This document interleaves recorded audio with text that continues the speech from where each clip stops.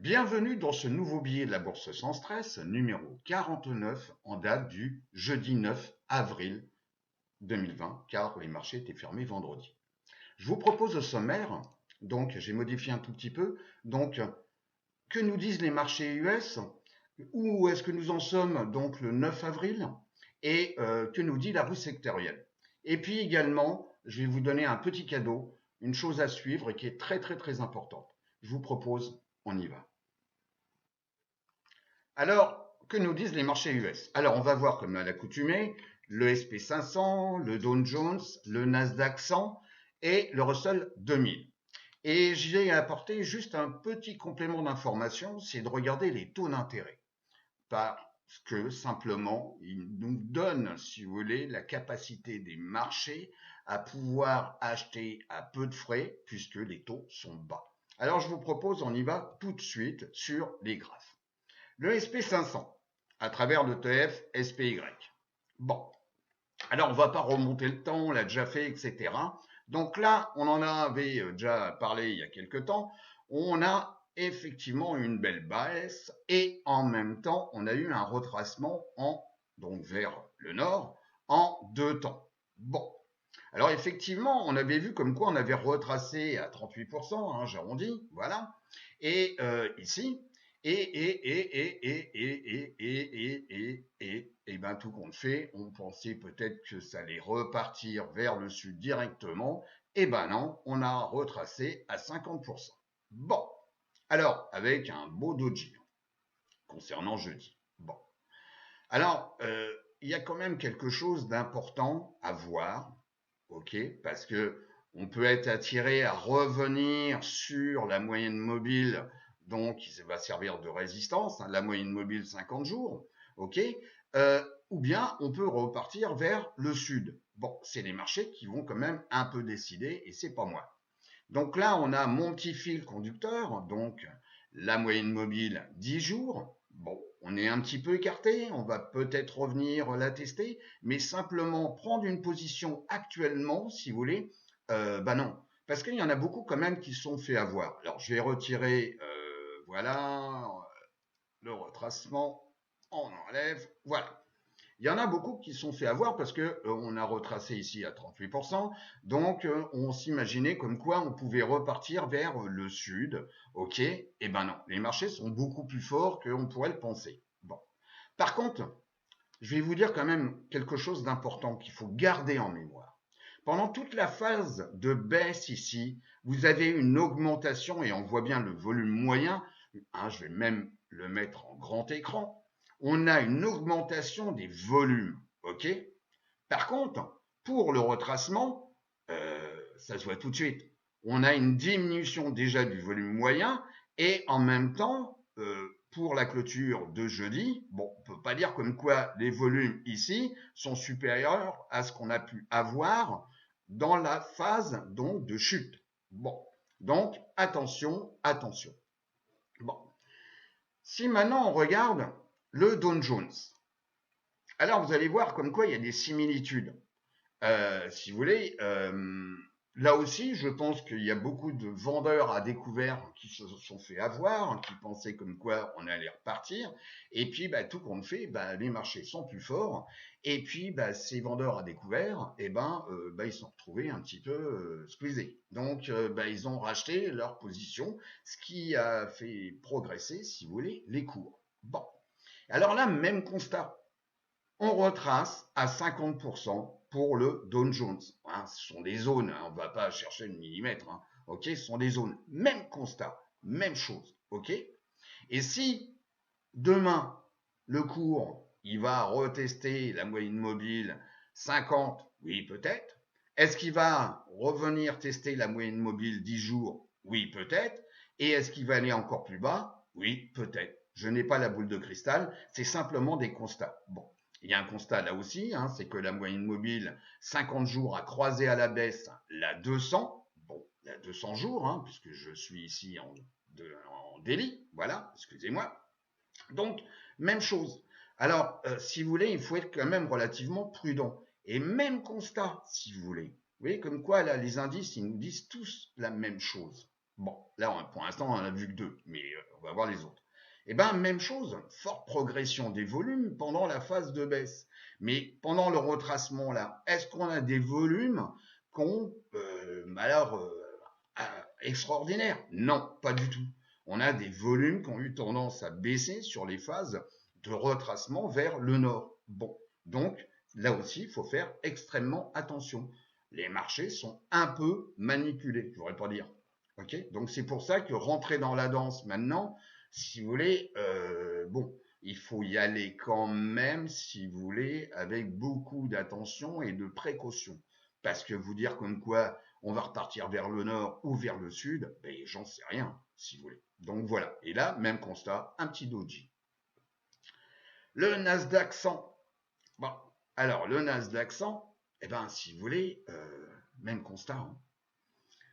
On a une belle chute, une augmentation des volumes, c'est normal, tout le monde voulait vendre, etc., etc.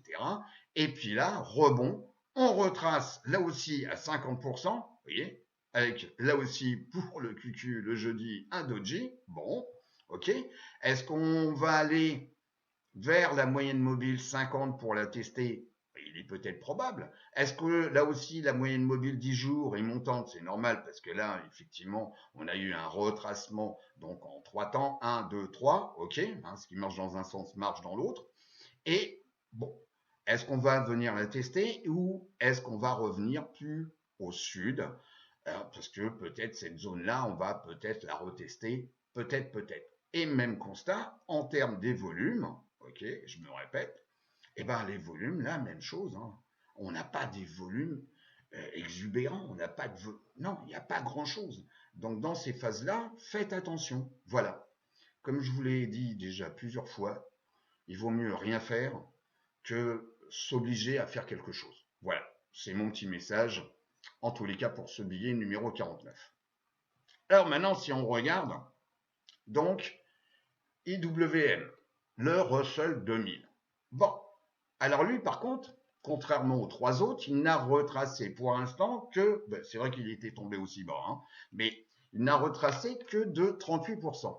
Bon, et là aussi avec un doji. Bon, génial. Ok, alors là aussi, même chose, de la moyenne mobile 50 D à croiser à la baisse la SMA 200. Ok, mon petit fil conducteur est montant.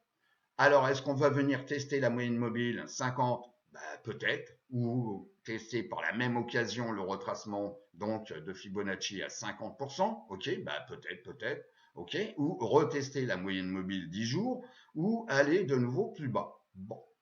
Alors, il y a quand même, je vais enlever le Fibonacci. Voilà.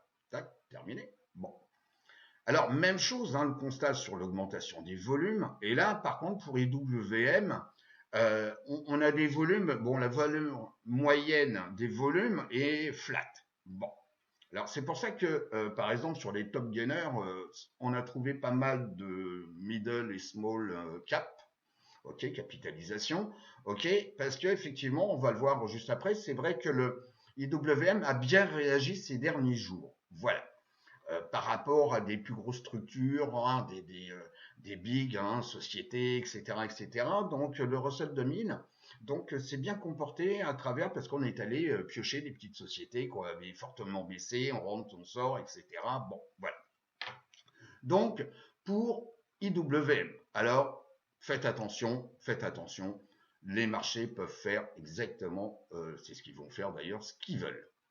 Alors, on va quand même regarder aussi quelque chose. Donc, voilà, c'est comparé. Donc là, je suis sur 3 mois. OK? Donc, les trois indices sur 3 mois sont négatifs. Bon. Le premier, donc, c'est le QQ. Ben, c'est pas étonnant, technologie, les semi-conducteurs, etc. Donc, on est quand même à moins 8%, OK, sur 3 mois. Ensuite, on a le SP500, moins 14, j'arrondis, hein, on n'est pas à la virgule près, hein, moins 14%. Ici, vous êtes à moins 17, allez moins 18%, allez, j'arrondis. Moins 18%, ok, pour le Dow Jones. Et puis, le Russell 2000, donc, on est à carrément moins 25. Bon. Alors par contre, chose quand même intéressante, si on observe, si vous voulez, les pentes. Là, bon, pour le dernier jour, on est flat hein, sur le QQ, ok, bon, d'où le doji hein, aussi. Hein. Et on voit ici la pente de IWM qui est supérieure aux autres pentes. Puisque là, si vous voulez, on prend l'exemple donc là du Dow Jones. Quand on a eu ici la réaction après donc le retracement, on va prendre ici ce point-là, on était à moins 26,82, ok? Et là, on arrive à moins 18. Bon, et ben ça fait grosso modo, hein, on arrondit, 7 plus 2, donc 9%. Par contre là, on est passé de 36, allez, on va dire 37, j'arrondis, allez, 37, de 37 à 25. Et ben donc IWM a mieux réagi, donc la pente, le momentum est supérieur. Bon. Donc c'est pour ça il y avait certainement, alors je vous déconseille hein, sur les small, les middle, hein, bien entendu, on oublie tout de suite les options, ok, c'est pas assez liquide, donc là c'est plutôt vraiment traiter du stock, voilà. Bon, vous faites comme vous voulez. Alors également petite chose que je voulais également vous parler, les taux d'intérêt. À un moment donné, vous vous souvenez, il y a le temps passé, les taux d'intérêt avaient énormément monté, etc., etc. Bon, voilà. Donc là, je vous rappelle, il faut diviser par 10 et vous avez les pourcentages. OK hein, c'est le rate. OK bon. Là, on est en weekly. Bon, c'est pour voilà, avoir une meilleure visualisation sur du moyen terme. Vous voyez, regardez ça en daily. Bon, OK même si certains travaillent sur des futurs, sur les taux, enfin bon, peu importe. Donc là, on est quand même à des niveaux relativement faibles. Si je me mets, regardez bien, hop, en mensuel, on est à des taux qu'on a déjà depuis belle lurette pas vu. Vous voyez, on a une tendance qui est baissière, ça c'est clair, ok. Bon, bon, en plus, il n'y a pas beaucoup d'inflation non plus, hein, pour l'instant. On peut pas dire, voilà, et même sur les revenus, les salaires, on peut pas dire comme quoi il y a beaucoup d'inflation, ok. Bah, surtout que là, bon, avec ce qui se passe, je pense que le problème va être un petit peu résolu, vous voyez. Et puisque le taux de chômage va augmenter, hein, donc on l'a vu aux États-Unis, bon voilà, par rapport à ce qui se passe au niveau de la pandémie. Je reviens en weekly. Voilà. Bon. Donc pour l'instant, si vous voulez, si on fait une comparaison, comme ça vous allez mieux comprendre. On va se mettre, voilà, sur le, voilà, on va comparer, et puis pour avoir une meilleure visualisation, voilà. Et on va se mettre, si vous voulez, ici, ce coup-ci, donc en daily, pour bien comprendre. Voilà. Si vous voulez, à un moment donné, les taux d'intérêt vous donnent une facilité de caisse. Les taux d'intérêt, quand ils sont bas, ça vous permet, si vous voulez, d'emprunter à très peu et de pouvoir acheter quelque chose et d'avoir un retour sur investissement qui est beaucoup plus important. Ok et c'est d'où l'importance des taux d'intérêt faibles. Ok bon. Là, on voit comme quoi le marché a réagi. C'est le SP500, hein, donc le SPX. Ok donc ça, c'est une comparaison. Et on voit comme quoi les taux d'intérêt ont, eux, réagi, hein, la peur, etc., et on rebaisse. Et là, effectivement, on a une divergence où, effectivement, là, on baisse. On n'est pas ici à un niveau qui est plus haut qu'ici. Non, pas du tout. Le niveau, il est plus bas qu'ici. Et là, la tendance du marché est quand même montant, pour l'instant, si vous voulez. Hein, c'est juste du retracement. On peut pas dire comme quoi, ça y est, on est reparti. Voilà, les marchés, excusez-moi, je suis en train de non plus tourner la feuille de papier, mais regardez sur le deuxième écran le programme de ce que j'ai à dire. Donc, si vous voulez, c'est pour ça qu'il y a peut-être un retour qui va y avoir sur les marchés, ok. Il faut attendre, c'est un peu tôt, voilà, franchement, c'est un peu tôt. Mais regardez, c'est TNX, hein, c'est voilà, c'est pas difficile, c'est TNX. Regardez ces taux parce que effectivement, c'est là où on va voir si la facilité de caisse, hein, de trésorerie, etc., va permettre aux intervenants de revenir sur les marchés donc financiers, sur les stocks, simplement parce que bah, y a une facilité d'avoir de l'argent à pas cher. Voilà. Donc, c'est vraiment à suivre. Voilà. Alors, on va maintenant revenir sur la présentation. Alors, j'espère que là, parce que comme j'ai changé un peu l'ordre chronologique des choses, j'espère que la vidéo va pas faire 2h50. Voilà. Alors, où est-ce que nous en sommes? On va voir donc, bien sûr, comme à chaque fois, la volatilité, le VIX, comparer le court et le moyen terme sur deux ETF adossés sur la volatilité, comparer le SP500 par rapport au secteur refuge bien connu, les utilities, le SP500 par rapport à l'or qui reprend quand même un peu de la vigueur, je ne voudrais pas dire. Bon. Alors, on revient sur les cours. Alors, le VIX, alors bien sûr la petite page de pub. Alors le VIX, si vous voulez, c'est très simple. On a eu la grande époque où effectivement il fallait rentrer sur des options adossées sur des ETF, par exemple, sur la volatilité, ça valait le coup. Et puis on arrivait ici à un point quand même qu'on avait, j'ai déjà évoqué, je ne me répète pas, ok, relativement très très élevé. Voilà. Et puis là, là, on s'était vu donc au mois de mars, et puis je vous avais parlé du hammer, et moi, effectivement, on est revenu tester ici la moyenne mobile, donc 10 jours, hein, mon fil conducteur, et puis pour l'instant, tac, on est redescendu, les plus bas, bon, etc. Et là, on revient tester, si vous voulez, la moyenne mobile, donc 50 jours. Alors là aussi, si vous voulez, ça y est, hein, il ne faut pas partir sur le scénario, voilà, on va la casser, etc. Je n'en sais rien, si vous voulez. Le seul constat, c'est que la volatilité a baissé. On voit bien que effectivement les bougies sont de plus en plus petites par rapport à ici, par rapport à ici. Donc c'est quand même une trace importante de la peur, ok. Alors que là, bon, il y a moins de peur, voilà, bon. Mais on est quand même, on a clôturé quand même à 42. Vous voyez, bon, c'est quand même pas rien. Donc c'est quand même une volatilité qui reste néanmoins élevée. Ok. Bon. Donc il faut regarder le comportement donc de la volatilité par rapport à la moyenne mobile 50, par rapport donc à la moyenne mobile 10, mon petit fil conducteur. On risque peut-être de le retester et puis peut-être repartir vers le sud ou je ne sais pas. Sincèrement, si vous voulez, j'ai pas la boule de cristal. Il suffit juste de faire des constats, de préparer son plan de travail qui ne sera peut-être pas forcément la semaine prochaine, mais observez tout ça. Si maintenant on regarde donc la comparaison donc court terme et moyen terme. Bon, et même constat, hein, donc on avait une forte volatilité à très court terme par rapport au moyen terme. Bon, et puis là, même chose, on a atteint un niveau relativement important.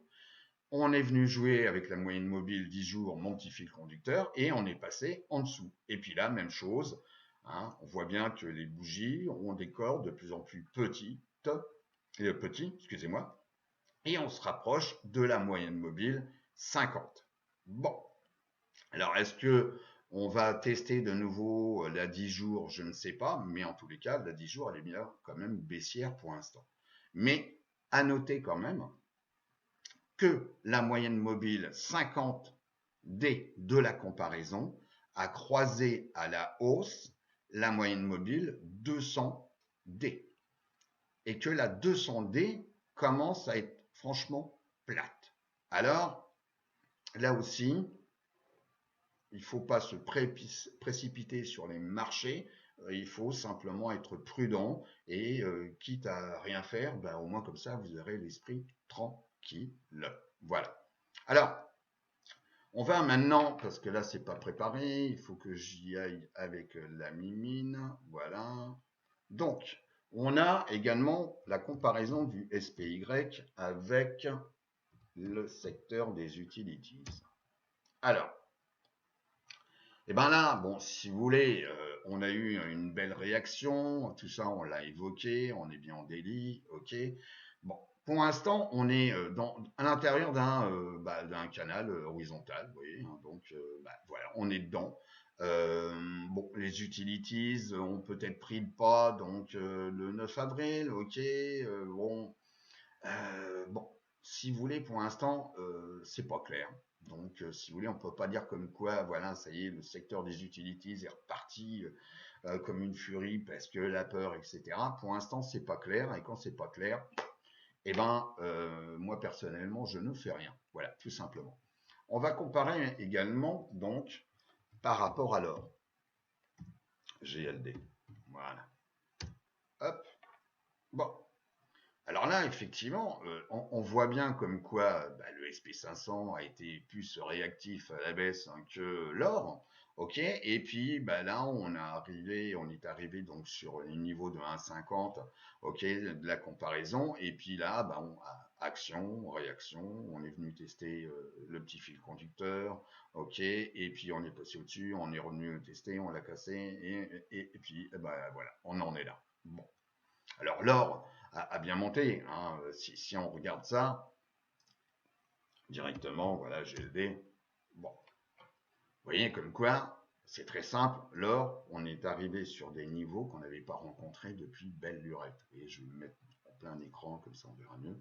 Voilà, vous voyez, on est à des niveaux quand même qu'on n'a pas vus depuis. On va même se mettre en mensuel. Voilà, vous voyez. Alors là, si vous voulez, bon, il y a peut-être des choses à faire sur l'or, ok, hein, puisque c'est également un produit refuge.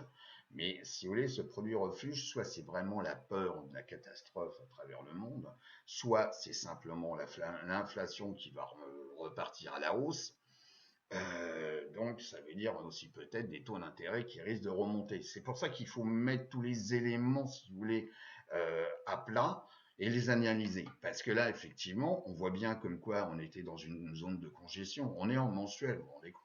Et puis là, bah, effectivement, on voit comme quoi l'or, à travers le TFGLD, eh ben, effectivement, bon, le mois, il n'est pas fini, hein, donc bon, il faut attendre. Hein, pour cette bougie mensuelle, hein, le mois n'est pas fini, je me répète, mais en tous les cas, on est certainement tenté à revenir tester des niveaux qu'on avait vus en 2011 et 2012. Bon, alors, vous voyez, et puis on se rapproche des fameux 1800 $, l'once, voilà, de l'or. Bon, alors pour l'instant, si vous voulez, hein, en mensuel, hein, la 10 mois, bah, elle est quand même un mon petit fil conducteur, mais là, ce coup-là, on est en mensuel, ok, bon, bah, il sert bien de fil conducteur, et la moyenne mobile, ce qui est énorme, en 50 mois, est quand même montante actuellement après avoir été flat. Bon, alors peut-être que l'or est à traiter, en avoir, ça fait pas de mal. Pour l'instant, se précipiter, là aussi, je vous mets en garde, parce qu'on est venu tester des niveaux ici. Donc là, c'est un niveau de résistance à 1585, ok. Euh, Est-ce que on va casser directement?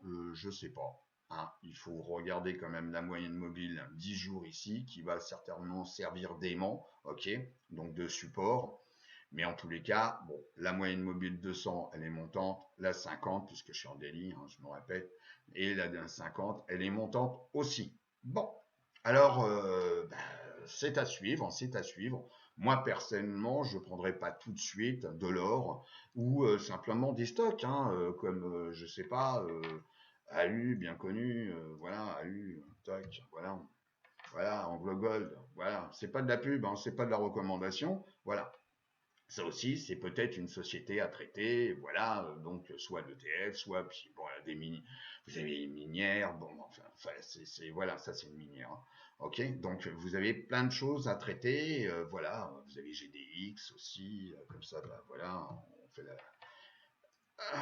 la revue. Voilà, GDX, minières, qui sont les plus grosses, parce que vous avez également des minières juniors. Alors bon, c'est des plus petites, hein, c'est GDXJ, voilà, tac, minière junior. Bon, voilà. Bon, bah, qui elle vient tester directement, vous voyez, hein, on fait un plus haut depuis un certain temps, hein, ok, et on est venu ici tester la 50D, hein, puisque je suis en délit, ok. Mais bon, par contre, là, on voit comme quoi, bon, c'est normal, hein, il y a eu la chute du marché, donc tout a baissé, même les minières. Ok. Bon. Alors, non plus ma petite page qui est tournée, mais l'autre PC avec l'écran. Voilà. Alors, on va maintenant, c'est ici les secteurs, voilà, les secteurs sur 6 mois. Alors, on est sur 6 mois, hein, voilà, 6 mois, ok. Alors, sur 6 mois, il n'y a pour l'instant que deux secteurs composant la roue sectorielle, excusez-moi, qui sont positifs. Vous avez donc la santé, bah, c'est pas étonnant, hein. Ok, bah, effectivement, par rapport à ce qui se passe, bah, donc vous allez avoir ceux qui vendent des médicaments, ceux qui les fabriquent, ceux qui sont des biotech pour développer des nouvelles molécules. Donc tout le secteur, hein, et inclut le sous-secteur des biotech. Ok, donc et puis il y en a d'autres, hein, comme tout ce qui est appareils médicaux, etc., et qui est encapsulé dans le secteur donc XLB. Ok, bon, en tous les cas, vous voyez, sur 6 mois, on est à plus 8,50. Voilà, pour cent. Bon, et puis la technologie, hein, qui avait baissé, et puis qui se reprend, bah oui, on a toujours besoin de technologie. Si vous voulez, c'est pas parce que les gens sont confinés que, effectivement, la technologie, on l'utilise plus. Bah si, je dirais même peut-être de plus en plus, parce qu'avec le télétravail, et ce n'est pas qu'en Europe, hein, aux États-Unis aussi, et ben effectivement, bah, on découvre bah, des nouvelles applications, des nouvelles. Et ben voilà, donc la technologie, on en a toujours besoin. Voilà, simplement. Et puis tous les autres secteurs, bah, ils sont tous à la ramasse. Bon, surtout pour l'énergie. Bon, là aussi, c'est un secteur à suivre. Bon, comme bah, c'est-à-dire que grosso modo, si vous voulez, il n'y a plus d'avions, enfin très peu. Les gens sont confinés, donc la consommation pour les voitures, bon, bah, il reste simplement les transports routiers pour le shipping, ok, le transport. Bon, bah, si vous voulez, la demande a franchement baissé. Donc effectivement, bon, alors maintenant, est-ce qu'ils vont se mettre d'accord à resserrer les vannes donc en termes de production? Oui, je pense, ils sont quand même pas bêtes. Et puis de telle sorte de faire remonter les cours du pétrole. Voilà. Donc sincèrement. Voilà, donc maintenant si on revient sur la présentation. Voilà. Tac. Alors, le petit tableau, pour ceux qui préfèrent mon petit tableau. Voilà, comme ça.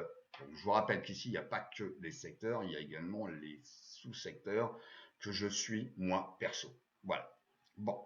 Alors, sur 6 mois, eh ben, pour l'instant, c'est très simple. Vous avez que 3 secteurs et sous-secteurs qui sont positifs. Vous avez, on vient de le voir, la santé, vous avez la technologie et ici, vous avez donc les semi-conducteurs. Par contre, tous les autres, ils sont franchement négatifs. Bon, on va pas revenir depuis le début de l'année, tout ça on l'avait évoqué, pas de gros changements. Ok, sur 3 mois, bah, ils sont tous à la ramasse.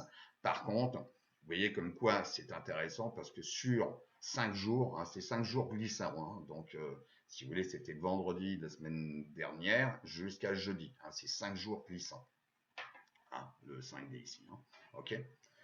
Et ben tout compte fait, vous apercevez comme quoi bah, vous avez certains trucs qui sont pris des bonnes gamelles et vous avez ici constructeur de maison 24%, 21 le retail, ok. Et ici le real estate, on en a souvent parlé, hein, comme DLR, j'en ai déjà évoqué, voilà, bon, ok, c'est quand même très très très étonnant. Bon, donc ça veut dire que bon, il y a des intervenants, il faudrait voir les volumes, etc. Mais en tous les cas, bon, c'est très surprenant. Alors que ici, sur 5 jours, la santé, ici, les couches culottes, hein, XLP, etc. Bon, ça a monté, oui, effectivement, par nécessité, mais pas autant que là, si vous voulez. Donc ça, c'est très, très, très intéressant à suivre et à observer. Voilà. Alors, bien entendu, la fête va pas continuer à durer, voilà. Mais en tous les cas, là, sur les 5 jours glissants, c'est quand même intéressant à voir ça. Voilà. Ensuite, on revient sur, voilà, sur 3 mois. Voilà, donc là, on revient sur les graphiques. Donc, sur 3 mois, donc c'est ici. Voilà, on vient ici. Donc là, c'est une autre forme, hein. Je reviens sur les graphiques. Bon, bah voilà, vous avez les secteurs. Donc, il n'y a plus les sous-secteurs sur 3 mois. Bon. Et bon, bah, on vient d'évoquer le pétrole, etc., etc. Et puis là, vous voyez, on a des secteurs qui ont bien réagi. Et le premier sur 3 mois, c'est le secteur des utilities. Voilà. Bon. Donc, à voir, qui avait bah, descendu, si je me mets, vous voyez, un utilities, hein, on était descendu là, etc., mais moins bas que d'autres secteurs. Et puis là, bah, c'est celui qui repasse en tête. Donc le secteur des utilities, c'est peut-être quelque chose aussi à suivre. Bon, mais néanmoins, on est encore négatif. négatif. Alors, au niveau maintenant donc de Finviz, alors là c'est tout ce qui est donc à travers des ETF, on est sur 3 mois. Bah, vous voyez comme quoi sur 3 mois, ils sont quand même bien rouges. Bon, c'est pas étonnant, hein, c'est ce qu'on vient de voir à travers les graphiques ou à travers mon tableau. Bon. Cependant, on voit comme quoi il y a quand même quelques trucs qui sont verts, comme donc les minières, GDX, ok, plus 3,25 sur 3 mois, ok. Vous avez la volatilité donc à travers des ETF, donc avec soit effet de levier ou 100, hein, VXX, ok. Et puis vous avez l'or, vous avez également ici, ça c'est sur le gaz, mais c'est un inverse, donc c'est à traiter vraiment avec beaucoup d'attention. Voilà. Mais en tous les cas, tous les secteurs sont nés, enfin tous les secteurs, tous les ETF sont négatifs, hein, même inclus la Chine. Hein. Bon, pour l'instant, on me dit comme quoi elle redémarre. Oui, mais enfin bon, il va falloir me trouver les clients. Donc les clients, c'est à travers les États-Unis, l'Europe, et on est tous confinés, et il y a beaucoup de sociétés qui ne tournent plus. Donc reproduire, c'est bien, mais pour quel client? Donc faire attention à tout ça. Voilà. Donc, et puis, vous avez les émergents comme le Brésil, ouais, donc depuis 3 mois, on est carrément à moins 45%. Voilà. Donc, c'est vraiment une pandémie, si vous voulez, qui touche le monde entier. C'est pas juste un peu l'Europe, non, ça touche tout le monde. Tout, pour ça, vous n'avez plus d'avion. Voilà, à part le transport, les transports de matériel, enfin de matériel, de produits, quoi. Voilà. Mais des vols non commerciaux pour les passagers. Donc, voilà pour Finviz. Alors, également, donc avant de finir cette vidéo, je voudrais quand même vous montrer quelque chose. Donc, j'en reviens sur ma présentation. Voilà, ça c'est ce qu'on vient de voir. C'est une chose à suivre. Alors, c'est mon petit cadeau. Voilà, on est tous confinés, etc. Bon, voilà. Donc c'est mon petit cadeau et surtout c'est un petit outil, enfin c'est même pas un petit, c'est réellement un outil très sérieux qui est accurate, donc fiable, voilà, excusez-moi, qui est fiable et bon, vous l'utilisez pas, en tous les cas, je vous le propose et je vous l'offre. Voilà. Je m'explique. On revient donc sur les graphiques. Alors, les graphiques, ils sont là. Voilà. Non, les graphiques, ils sont pas là. Voilà, ils sont là. Bon, alors je m'explique. Alors déjà, premièrement, c'est quelque chose qu'il faut regarder en mensuel. Voilà, ok, mensuel. C'est valable aussi bien sur les indices que sur les stocks, donc, et incluant bien entendu les ETF. Bon. Là-dessus, vous allez utiliser une moyenne mobile simple, 17 mois. Bon. Concernant, vous n'êtes pas obligé, d'ailleurs on va le virer. Voilà, on va le virer. Bon, quitte à le remettre après. Bon. Donc là, on est en train de regarder. Bon, en plus, j'ai rajouté les bandes de Bollinger. Ok. Et là, c'est pour définir, si vous voulez réellement, si l'indice ou le stock, on est en rentrée sur du moyen terme, sur une phase baissière ou une phase haussière. Bon. Si on regarde les différentes crises, on va remonter le temps. Vous voyez, on va tout mettre, donc je pense que la vidéo ne va pas faire 35 minutes ou 40, mais on va tout se taper. Enfin, tout se taper. Toutes les crises principales. Donc ici, vous avez la moyenne 17 mois. Les bandes de Bollinger, ok. On a eu la crise, donc, des dot-com, bien connue. Et là, donc, au mois de novembre, c'est simple, on a cassé la moyenne mobile 17 mois et on est venu perforer légèrement la bande inférieure de Bollinger. Bon. Et bien à partir de ce moment-là, si vous regardez l'écran, ok, on s'aperçoit comme quoi, c'est à partir de ce moment-là, comme quoi on a eu un marché baissier.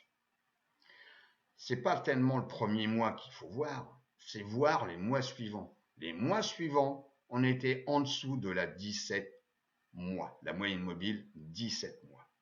Et on a continué à perforer, si vous voulez, la bande inférieure de Bollinger. Ok. Alors, je dis pas comme quoi, à un moment donné, il y a forcément des rebonds, hein, action, réaction, ok. Mais on était toujours en dessous de la 17 mois. Bon.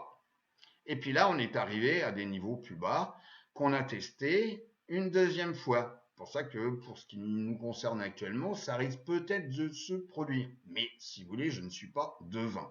Il suffit de regarder les cours et puis voilà, les graphiques.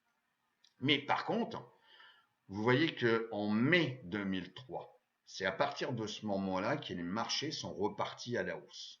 Donc c'est pratiquement 3 ans. Vous voyez, c'est 3 ans, hein, comme à l'accoutumée. Généralement, c'est 3 ans, 2 ans, 3 ans. Bon, avant, entre le point haut des marchés et puis la reprise réelle, ok. Et la reprise réelle, elle a été au moment où la bougie ici mensuelle, il faut que le mois soit fini bien sûr, ok, on a dépassé en clôture la moyenne mobile 17 mois. Est-ce qu'il fallait se précipiter tout de suite? Non, on avait besoin de confirmation. Et la confirmation, elle a été donnée le mois suivant et le mois d'après, puisqu'on était bien au-dessus de la 17 mois. Et là, à partir de ce moment-là, vous vous apercevez comme quoi, pof, les marchés sont repartis à la hausse. OK? Et que on venait parfois s'appuyer sur la 17 mois. Oui, d'accord, OK. Mais en tous les cas, elle était montante. Ok, qu'on vienne jouer avec elle, bah, c'est normal, si vous voulez. Hein. C'est un peu comme la chasse au stop. Il faut bien faire peur aux gens et récupérer à tous ceux qui ont passé des ordres stop et qui se font liquider simplement. Et puis, pour le bonheur des acteurs qui ont l'ensemble du carnet d'ordre. Parce que ça aussi, on vous le dit jamais. Ok, vous regardez votre carnet d'ordre, bah, vous n'avez pas grand-chose. Par contre, croyez-moi que les banques, certains fonds ont tout l'ensemble des carnets d'ordre. Donc la chasse au stop, c'est relativement facile à faire. Et puis même chose, et ben là on arrive à la bonne période, hein, 2007, ok. Et puis là même chose, ok. On vient casser à la baisse donc la moyenne mobile 17 mois. On perfore carrément donc la bande inférieure de Bollinger et à partir de ce moment-là, il fallait observer les mois d'après. Alors les mois d'après, il y a eu un mois où on est revenu tester la 17, c'est normal, ok. Mais à partir de ce moment-là, la tendance de fond, elle était connue. Et puis, voilà, j'enlève la publicité. Voilà. Voilà. Donc, jusqu'au moment où on a rencontré donc en mars, souvenez-vous, 2009, hein, donc le point bas, ok, et puis là, on est reparti à la hausse, ok. Mais quand est-ce qu'on a eu réellement la confirmation? Là, je vais grossir parce qu'après on voit plus rien. Parce qu'on aurait pu, bon, si vous voulez, vendre des options, des puts à ce moment-là, comme certains l'ont fait, etc. Parce qu'on pouvait aller encore aller plus bas, vu la baisse, est-ce qu'il était probable qu'on aille encore plus bas? Bah, si vous voulez, bon, peut-être pas non plus, mais bon.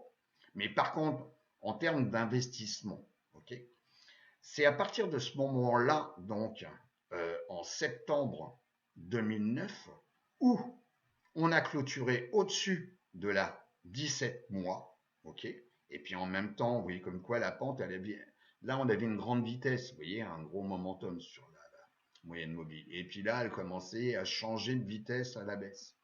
Et puis là, bah, on a clôturé au-dessus, ok. Le mois suivant, bah, on a clôturé au-dessus, et puis le mois suivant également. Et ben à partir de ce moment-là, effectivement, c'est peut-être à ce moment-là qu'il fallait rentrer de nouveau, hein, en étant, si vous voulez, tranquille dans son esprit sur les marchés. Et même si à un moment donné, on est venu taper la bande supérieure de Bollinger et ben, on est revenu tester la moyenne mobile 17 mois, ok, donc bah, grosso modo, si vous voulez, le point d'entrée était à peu près le même point que un chouïa après, si vous voulez, que ici, donc le retour. Bon, donc, si on avait laissé sa position, bon, bah, effectivement, on ne gagnait rien, mais on perdait pas trop non plus, hein. Voilà. OK? Bah, voilà, le marché, ils ont continué à monter, etc. Et puis, de temps en temps, vous avez eu donc En 2011, effectivement, on est venu et que c'est ok, tester la bande de Bollinger, et puis bah, le mois suivant, on clôturait au-dessus. Mais en tous les cas, vous voyez comme quoi ça a tenu, ça a tenu. Et puis, etc., etc. Donc là, 17 mois, elle est très, très, très fiable. Et puis, on a eu la crise de 2015, vous voyez, donc voilà. Bon, et puis on est revenu au-dessus, et puis bah, même constat. Ici, vous inquiétez pas, ça c'est ma chaîne qui se gratte. Voilà. Et je préfère le dire maintenant, au lieu qu'on me dise comme quoi il y a un bruit bizarre qui est enregistré. C'est ma chaîne, hein, je vais pas lui retirer les pattes pour éviter qu'elle se gratte. Déjà qu'elle n'a que 3 pattes, donc si vous voulez, voilà. Et là, donc, on est revenu sur des niveaux similaires, ok? Mais là, ce mois-ci, pof, on a clôturé au-dessus. Et le mois suivant, de nouveau. Et ben là, on avait de nouveau une confirmation que la tendance, elle était bonne. Et puis, ça a duré, je sais pas, regardez l'écran, voilà. Et puis, il y a eu donc 2018, la grande, voilà, la peur, etc., etc., où bah, beaucoup se sont fait avoir. Voilà, beaucoup se sont fait avoir. Forte donc, si vous voulez, volatilité, etc. C'était également la fin du monde. Ici, perforation de la bande inférieure de Bollinger. On avait cassé la 17 mois. Bon, ok. Et puis, regardez, mois de janvier, oh, on est venu carrément clôturer sur la moyenne mobile 17 jours. 17 jours, 17 mois. Voilà, tout simplement. Et puis, bah oui, c'est reparti, c'est reparti. Bon. Alors, pour aujourd'hui, alors déjà, on va pas parler, si vous voulez, du mois d'avril. Le mois d'avril, il n'est pas fini, ok? Donc, vous dire comme quoi il va se passer ça, je n'en sais rien. Il faut attendre la clôture d'avril pour dire, bah voilà, il se passe ci, il se passe ça, j'en sais rien. On va peut-être clôturer sur la 17, j'en sais rien, 17 mois, je ne sais pas, ok? Mais en tous les cas, gardez ça en tête. Je vais pas vous dire comme quoi c'est le super cadeau, c'est la super voiture que je viens de vous offrir, mais croyez-moi que c'est vraiment très accurate. Et voilà, vous en servez pas, mais c'est un super outil. Voilà. Donc là, bah, si vous voulez, on va attendre. Mais en tous les cas, on voit comme quoi très souvent, ça s'avère très fiable et il faut surtout pas hésiter à l'utiliser, surtout dans où on se fait des peurs, où on a l'impression que ça y est, c'est la catastrophe, ou bien ça y est, les marchés vont repartir à la hausse, etc. Non, ça permet simplement de pondérer ces élans et de voir réellement ce que nous disent les marchés. Voilà.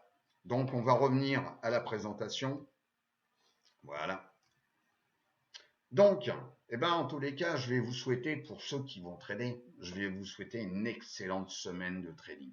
Faites attention, soyez prudents, je me répète, c'est peut-être embêtant pour vous, mais si vous voulez, quand c'est pas clair, euh, voilà, il y a quand même des grosses mains qui manipulent les marchés, donc il faut pas, si vous voulez, rentrer dans la danse et voilà, garder votre cash, parce qu'il y a des moments qui seront beaucoup plus propices et avec des probabilités qui seront de votre côté.